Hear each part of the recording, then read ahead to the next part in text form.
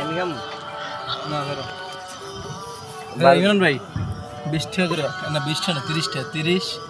60 90 বাবা তো 200 টাকা 200 টাকা দামাইছি হ্যাঁ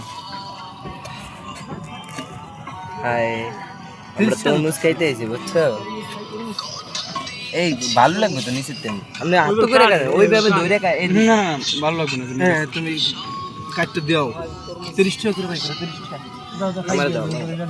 এই তিনজন ভালো হইছে আর তোমার দুজন বাহি আছে এটা কি টাকা টাকা টাকা লও আগে বাইর করো মিয়া হ্যাঁ এটা ঠিক আছে এমনি কাটেন